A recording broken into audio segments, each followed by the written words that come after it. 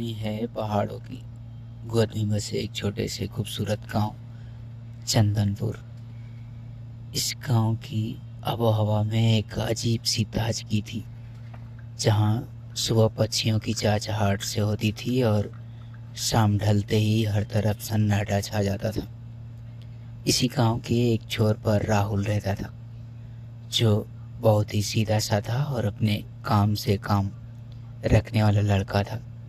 वहीं गांव के दूसरे छोर पर रहने वाली सिमरन अपनी पढ़ाई पूरी करके हाल ही में शहर से वापस लौटी थी।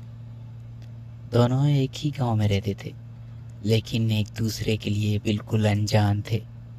शुरुआत हुई गांव के पुराने और मशहूर शिव मंदिर के पास वाले मेले से। सावन का महीना था, चारों तरफ हरियाली थी और हल्की हल्की बूंदें गिर रही थी। सिमरन अपनी सहेलियों के साथ झूले के पास खड़ी थी, तभी अचानक उसका पैर फिसला। वह गिरने ही वाली थी कि राहुल ने फुर्ती से आगे बढ़कर उसकी पतली कमर को अपनी मजबूत बाहों में थाम लिया। उस एक पल के लिए जैसे समय वहीं थम गया। सिमरन की बड़ी बड़ी आंखें राहुल की आंखों से जा मिली। दोनों के बीच पहली बार नजरें मिली और धड़कनों की रफ्तार अचानक दोगुनी हो गई। सिमरन ने शर्मा कर अपनी नजरें झुका ली और थैंक यू कहकर वहां से भाग गई, लेकिन राहुल वहीं खड़ा उसे जाते हुए देखता रहा। इस पहली मुलाकात के बाद दोनों के दिलों में एक अनजाना सा एहसास जाग चुका था। अब वे जब भी गांव की पगडंडियों पर या पनघट के पास एक दूसरे के सामने आते तो आंखों में बातें होने लगती। वो चुपके से देखना, पकड़े जाने पर मुस्कुराना और फिर शर्मा कर मुंह फेर लेना। यह सिलसिला कुछ हफ्तों तक चला। धीरे धीरे यह मोहब्बत गहरी होती गई और एक दिन राहुल ने हिम्मत जुटाकर गांव के पीछे बहने वाली नदी के किनारे सिमरन का हाथ थाम लिया। सिमरन ने कोई विरोध नहीं किया, बल्कि उसके हाथ की पकड़ को और मजबूत कर दिया। उस शाम नदी की कलकल ध्वनि के बीच दोनों ने एक दूसरे से अपने प्यार का इजहार कर दिया। अब उनका यह नया नया प्यार एक तड़कते हुए रोमांस में बदल चुका था। दोनों का रोज मिलना एक आदत बन गया था और हर मुलाकात पहले से ज़्यादा दीवानी और रोमांटिक होने लगी।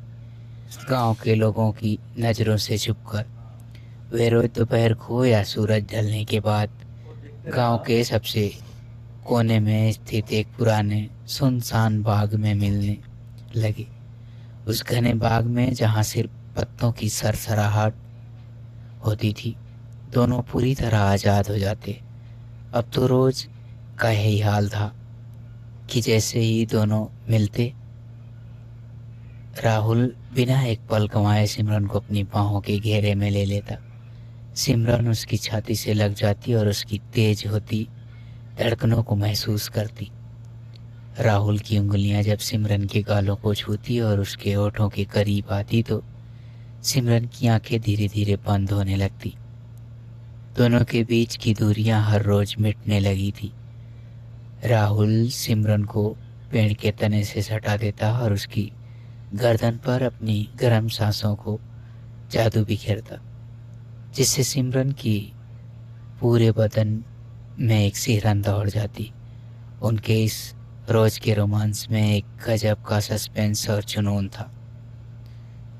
दोनों एक दूसरे के होठों के रस को इस कदर पीते जैसे सदियों के प्यासे हों।